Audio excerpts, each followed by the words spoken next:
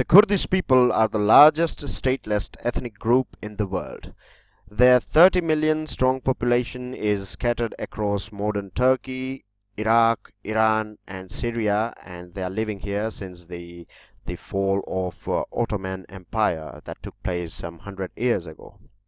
Iraq's Kurds, or Kurdish people living in Iraq, who have enjoyed increased political representation in the country over the last 3 decades, have for the first time taken the step of calling for a referendum on support for independence from Baghdad. I'm Prashant Mavani and I welcome all of you to StudyIQ. Today we are going to check out what this issue is all about. We are also going to see the political relation or the relation between Kurdish people with the government of this 4 different countries, that is Turkey, Iran, Iraq and Syria. We will start with their, we will go through their history, we will go through their social structure, we will see what were the major events that changed their destiny forever. But before moving ahead, please allow me to introduce all of you to our Navratri offer that is going on and basically it's about a 30% discount that is available on pen drive and tablet courses. Now the unique thing about pen drive and tablet courses that are provided by StudyIQ is that we have different pen drive and tablet courses for SSC, bank, UPSC and other government exams.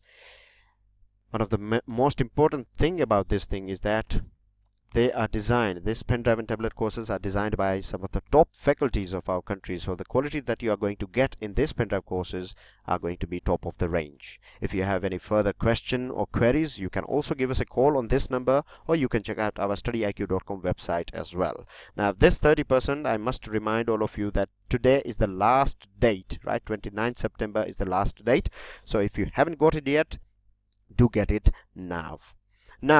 If starting with the history of Kurdish people. Now you might have heard about a place called Mesopotamia. Now this is a place in Iraq and it is a very historic place, this Mesopotamia, and the unique thing about Mesopotamia is that the culture, you find a sort of diversity in the culture, in the way of living in Mesopotamia. There used to be different religious religious practices were prevalent in ancient time. There were different way of living. In fact, their clothes and their food habits were also different. And if you go through the records, there were sort of tablets they were using to write things on it. And if you go through some of the tablets, then we find a name of a tribe that was a sort of mountain tribe, and the name comes something similar to, it sounds similar to Kurds. If we go through the records of Xenophon, who was a famous Greek historian, he has also mentioned Kurdish people. It is believed that the word that he is using, Karduchoy, is basically what we understand by Kurdish or Kurds. But solid evidence are available from 7th century when this community of Kurdish people embraced Islam. We have solid record of this thing, and talking about the religion, then they are, generally speaking, most of them, or you can say 99% of them, are following Sunni sect of Islam, and many of them practice Sufism and other mystic sects as well. Now this community has played an important role in the political life as well in history, and this could be understood in much better fashion by going through their military prowess. They were so powerful, or their warfare act was so recognized, or they used to have a sort of considerable reputation in battlefield, that a sultan called Saladin, he in fact recruited Kurdish people, and he used to have a sort of Kurdish battalion as well, something similar like India is having a sort of Gurkha battalion. In the same manner, Saladin used to have a Kurdish battalion as well. If we go through their social structure, then we find that of course these people are tribal people, and the way they used to, their whole social structure was a sort of living in tribes, and having a bond with each other, cordial relationship with each other, going together and being together and standing shoulder to shoulder with each other. So this was the social structure, but we know now that time has changed and we are living in 21st century. So urbanization and globalization has impacted their lives as well. The people who are living in more rural area, over there you still find this sort of tribe culture, but of course in the urban areas you don't find this sort of things. They have blended with the modernity. Marriages used to be within the tribe, but now it is not necessary. But in rural area, again, it is preferred that they marry within the tribe. The other thing that is interesting, and this is pertaining to Kurdish women, is that since for the longest time, traditionally speaking, this Kurdish women have played a sort of active role in politics.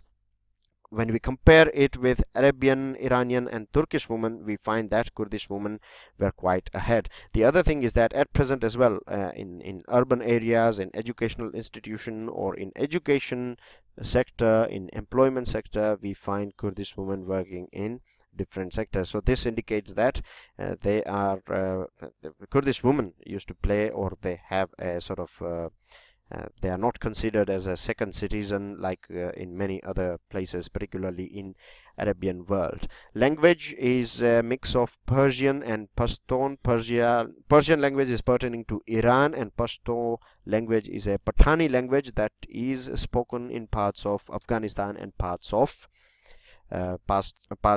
Pakistan, and it is also believed that similar words or something similar dialects were used in Mesopotamia as well. Occupation, as you know, that they are predominantly speaking, they are tribal, so their way of life was traditional and tribal way, and it was associated with nomadic culture, basically revolving around sheep and goat herding throughout the Mesopotamian plains and the highlands of Turkey and Iran. So you can see that they are migrating from different places. From plains they are migrating to the highlands, that is in the mountain area, and when the season changes, they come back to the plains. So in this way they used to migrate from this place to other place, and you can see that at that point of time when they used to migrate, at that we were not having any sort of fixed political boundaries.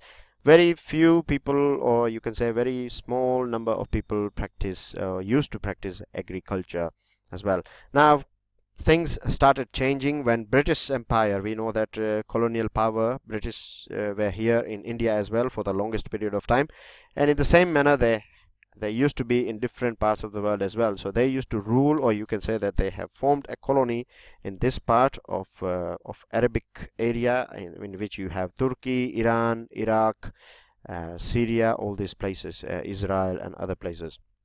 So it was under British control, and when British came in, of course they brought with them new laws, like you cannot venture into jungle. If you are a nomadic tribe, then you have to register yourself with us, etc., etc. So this was impacting their economic life, and of course we know that when your economic life gets a sort of impact, or if there are any major changes in it, then your social structure will also change a little bit. Then something similar, and this is something that you can find in different parts of the world as well, that when this British people, when Soviet people came in, when they started having a sort of interest in this Persian area, at that point of time there were many people who started reading books, and they started learning culture, and they went to England and other countries, and then they realized that these people are treating us altogether different, or that the way they treat us is quite different from how they treat their people back in England and in Europe. So they decided that this is the thing that is not accepted at all, and the intellectuals of Kurds, they were the ones who provided, you can say, the main idea was coming from this learned people of Kurdish community. So to spread their ideas, to ensure that all the Kurdish people know what things are going on, they started a newspaper somewhere in 1897, and again it was published after some interval in 1902. Then this paper was revived in Istanbul, and Istanbul is in Turkey. It is one of the biggest city in Turkey, and you might have seen it in many films and other places. It is very famous, Turkey, for tourism. So in in 1908 this paper was revived, and for the first time there was a political club was also established, and later on in Cairo as well. Cairo is in Egypt, and during World War I time there was newspaper and political clubs of this Kurdish people started coming in. Now World War II took place, I beg your pardon, World War I took place in 1914, between 1914 and 18, and this was the time when this British people or the other colonial power, they said, they basically promised that we will provide you a sort of different land altogether. We know that you want to carry on your culture and your food and your language and your way of life, so of course we will give you a separate land, don't worry about this at all. And but this thing was there was, after this World War I, there was a treaty was signed. It is known as Treaty of Sèvres in 1920, but the things that were written in treaty were never ratified, and after that new boundaries came in, and as I told you, they used to do seasonal migration, so this was blocked as well. So in this way their occupation got they were forced to quit their occupation of traditional basically nomadic migration or seasonal migration or looking after the goat and sheep folks. So they have to quit this, and after a couple of years there was another treaty known as Treaty of Lausanne in 1923. Now this treaty replaced this Treaty of Sèvres, and then came new Turkey. Modern Turkey was born, and during this formation of modern Turkey, there was no provision for Kurdish state, right? And they were clearly denied any sort of independent nation, or the demand was rejected. And this was the time when they were divided. New boundaries, political boundaries came in, and this divided this Kurdish people for the longest period of time. This incident, this Treaty of Lausanne, changed their future forever, because now they got fragmented into different countries. And of course you know that once you are out of sight, you are out of mind. Same thing took place with these people as well. But I must say that, and I should add this thing, that since 1923, if we go through the last 80 years, then we find that these Kurdish people are they are still now, we find that they are brutally quashed by government. Now if we go through their current status, right, as I told you, like, they were scattered because of this new political boundaries that came in after World War I. But the most important thing is that at present they do understand, and this is something common, that if you are living in Iran, and if you are living there for the longest period of time, for 1 or 2 generations, then of course there are going to be a little bit changes in the way you act, the way you eat food, or the food that you prefer, the way you speak, etc., etc., right? So there would be some sort of blend of Iranian life as well. But the thing is, even today they do not consider other Kurdish people. They are scattered in this part of the world, right? You can see here this area, this is where you find these people. You find them in Armenia as well, as a small part of Armenia.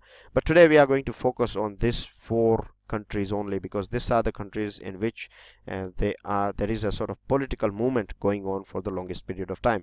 So you can find them in Turkey, Syria, Iraq, and Iran, and their way of life is little bit different from what it used to be, but then as well they consider they are sharing a sort of cordial relation, or they have a sort of brotherly bond with each other. So what we are going to do is, now we are going to go through one by one all these 4 countries, and then we will understand what is the current status or relationship between, and with this we will be able to dig out more information, and we would be able to analyze this thing in a sort of in-depth fashion. So talking about Turkey and Kurdish people, out of total population of Turkey, nearly 15 to 20% of population.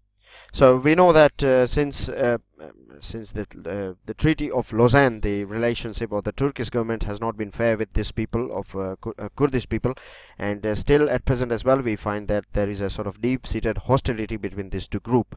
Now for generations the Kurdish people have been treated with unsympathetically, and you can see it that Turkish government has tried its level best to destroy their identity. The things that Turkish government has done on this community is basically, say for example, rather than calling them Kurdish people, it recognizes officially, it names them as Mountain Turks. Then this Kurdish language is not allowed. It is illegal to speak in Kurdish language in Turkey, and they are not allowed to wear their traditional dress as well. So these were the things that were done by Turkish government, and with this, of course, there was a leader who was not happy about it. So in 1978, Abdullah Öcalan, the one who can, the person who you can see on your screen, he's Abdullah Öcalan, and he established a party called PKK party. PKK party and government, they both started having discussion with each other, but things were not moving on, and they were not treated fairly. So finally the PKK decided that they are going to opt for armed struggle.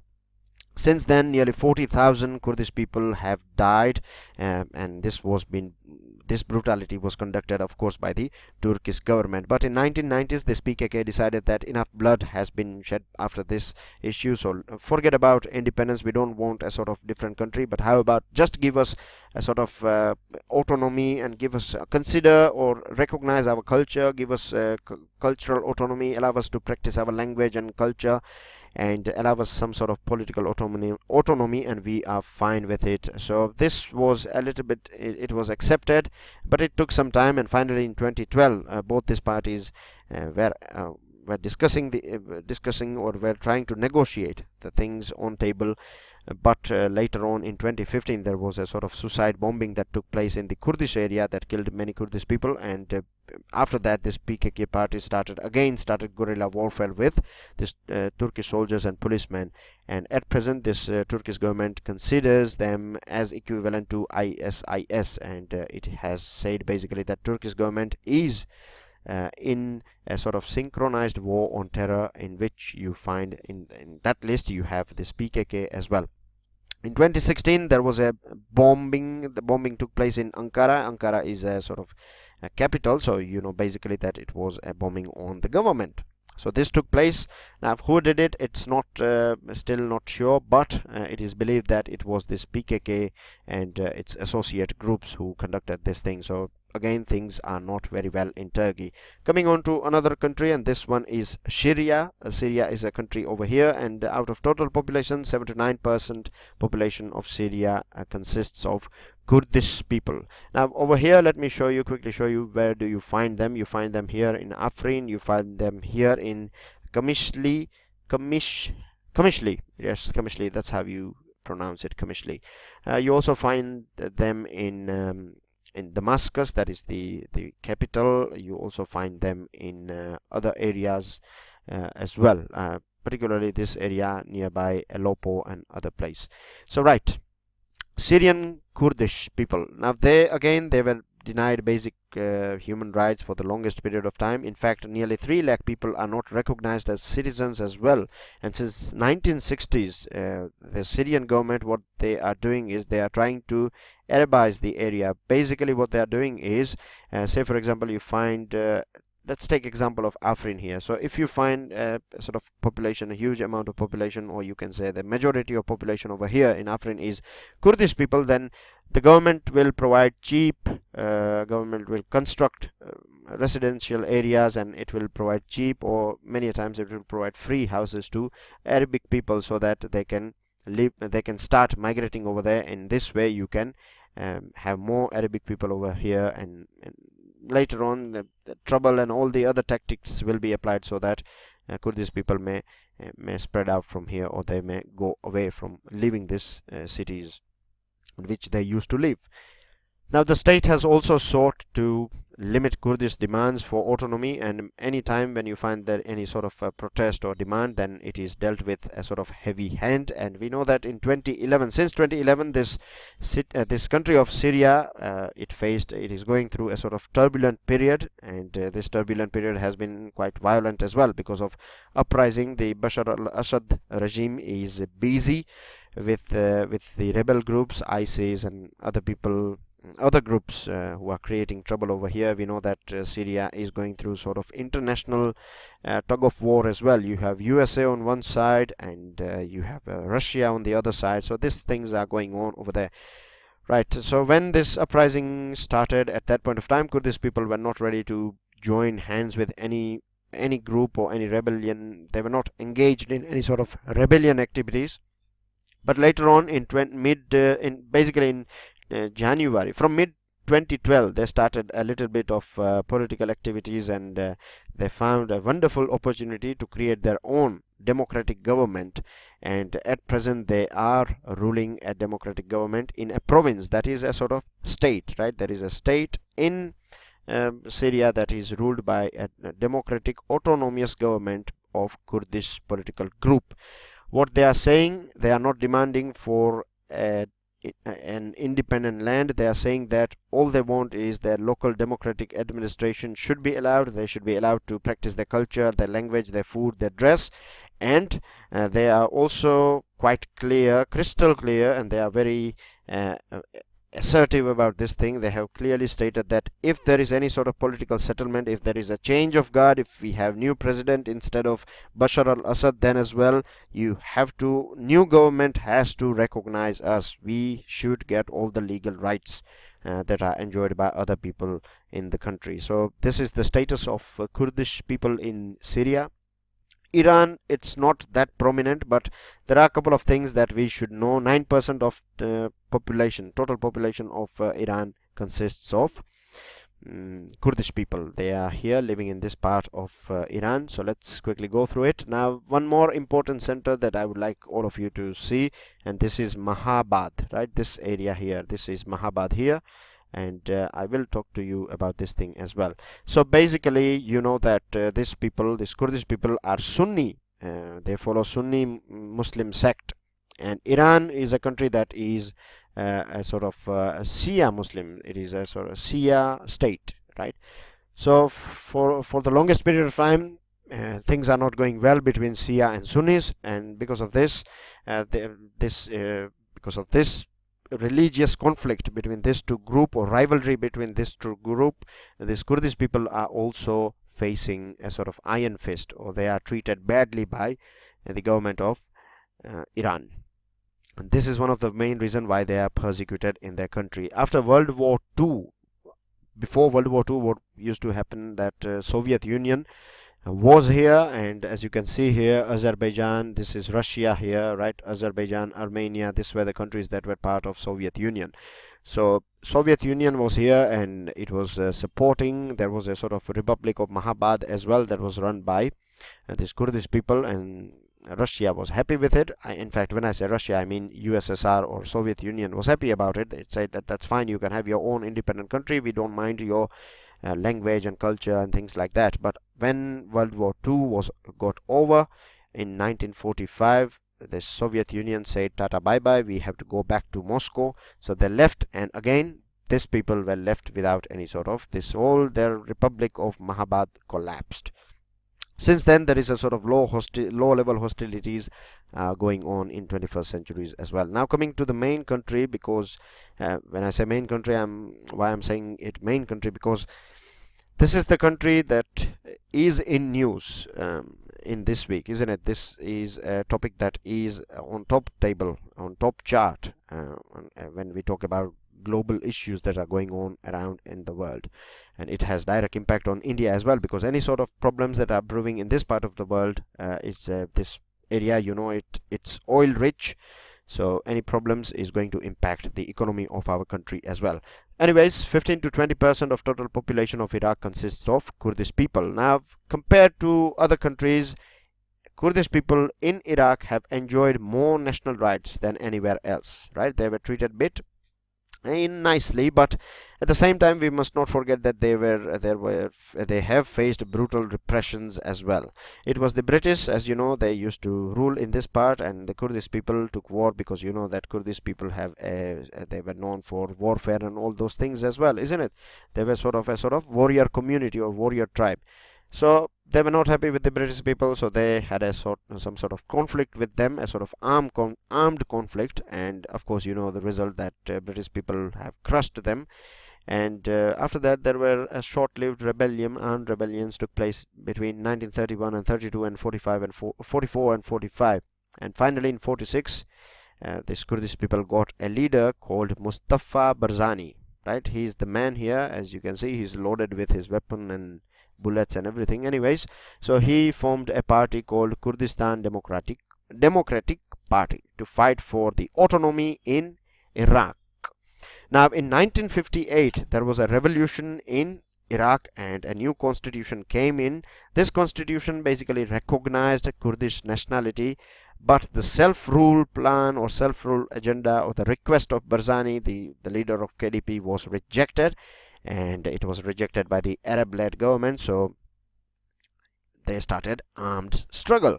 Now this struggle took place, and it was brutally repressed. Ups and downs took place. We are not focusing on small things, but here if we talk about major milestones, then the peace accord failed, and there was another outbreak of fighting in 1975, in which there were many people, many Kurdish were brutally killed, and they have to scatter, or they have to leave this area, and they migrated to Iran and Turkey in this period of time.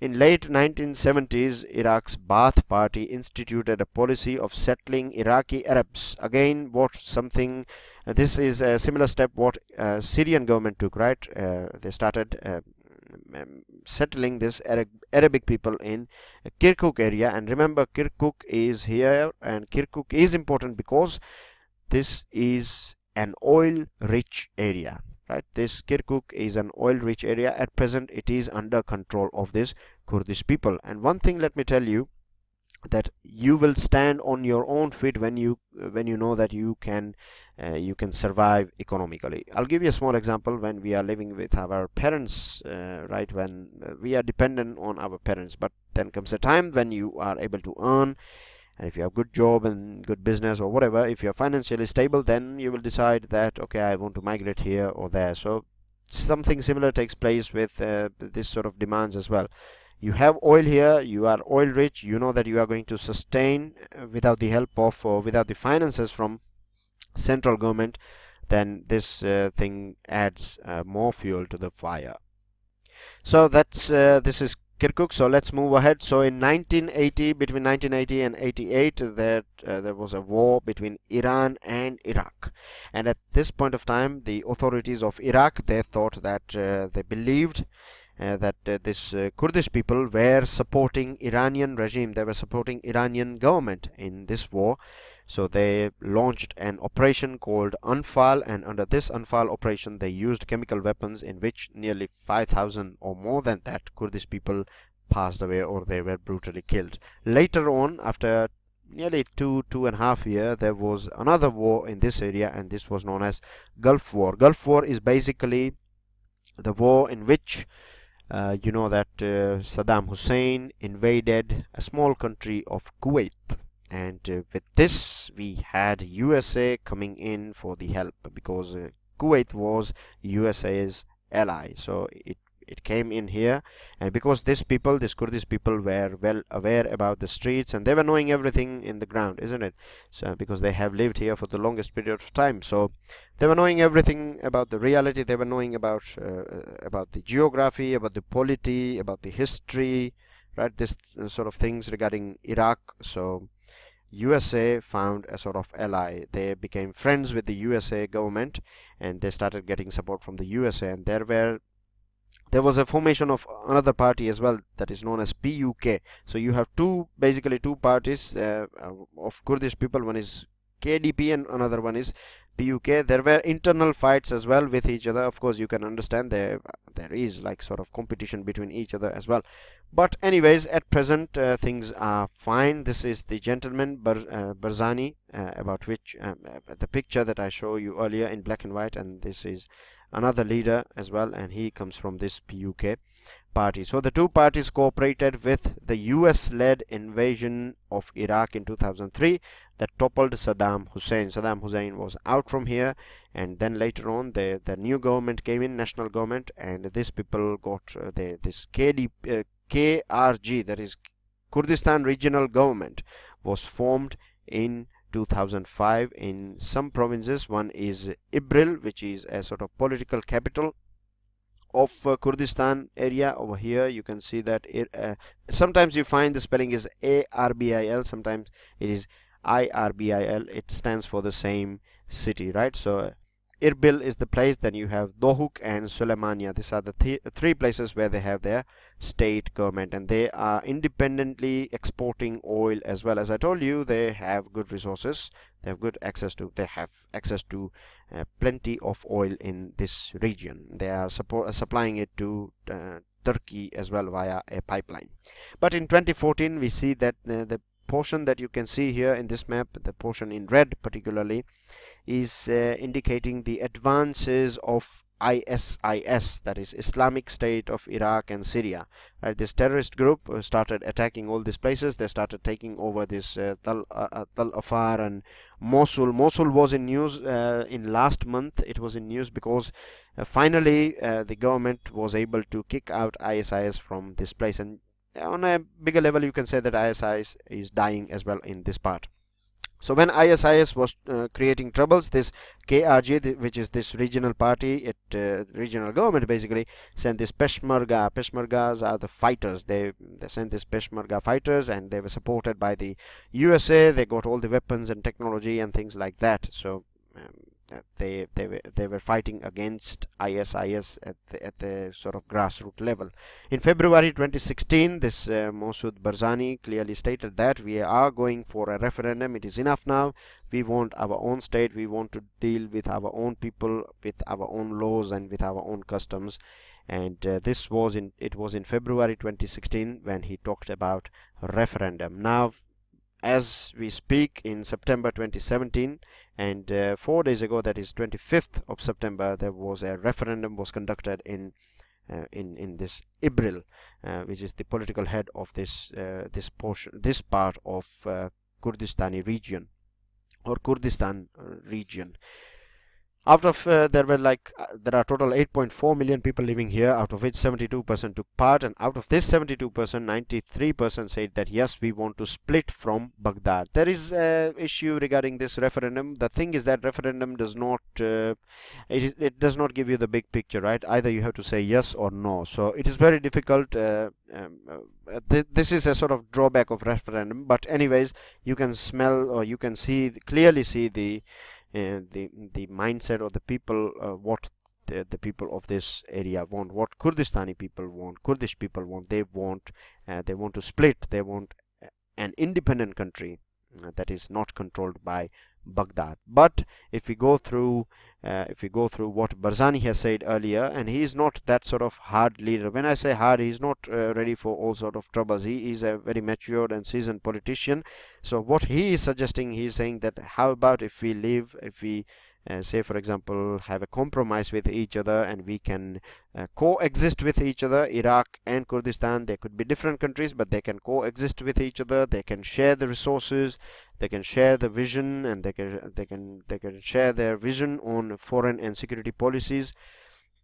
They can fight ISIS together. They can sort out this. So this is a sort of a plan that Barzani is saying, and Barzani is also knowing that this yes does not mean that from tomorrow there would be a different country. Of course, negotiations will take place, and we know that this is not recognized officially by Baghdad, that is the central government, this referendum.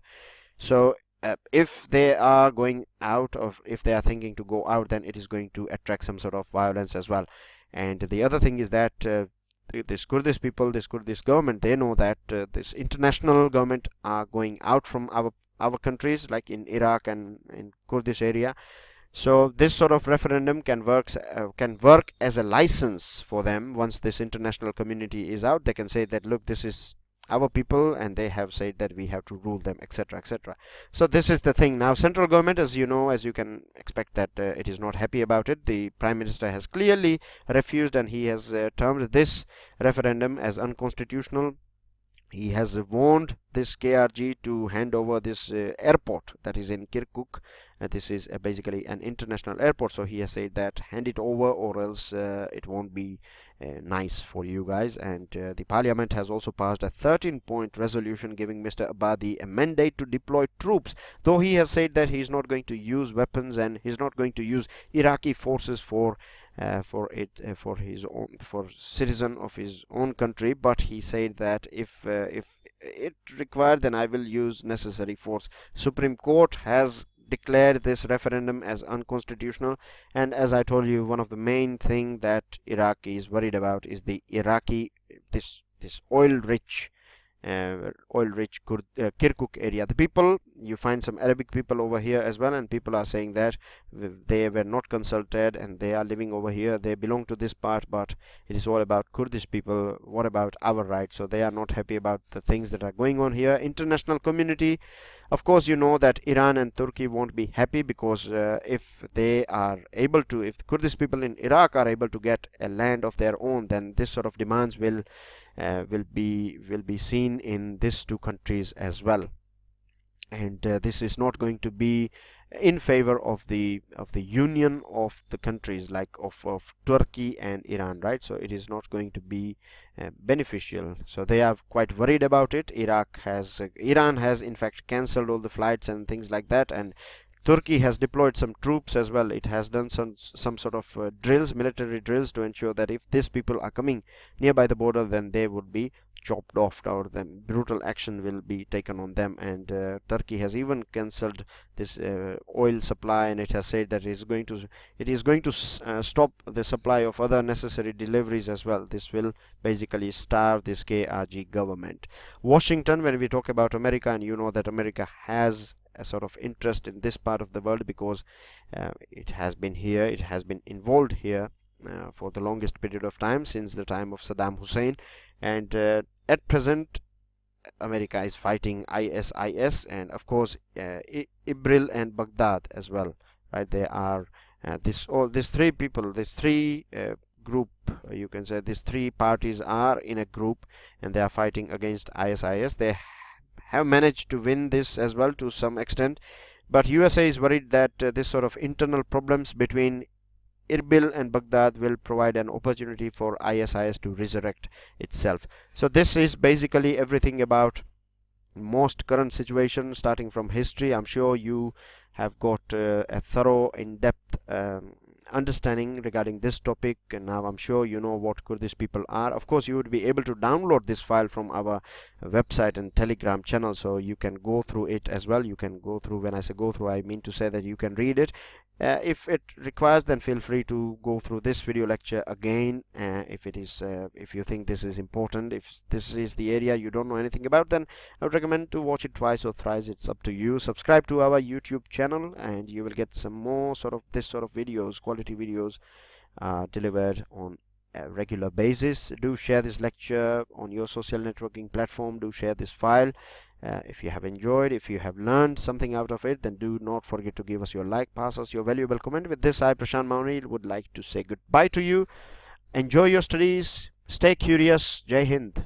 In Turkey consists of this Kurdish people.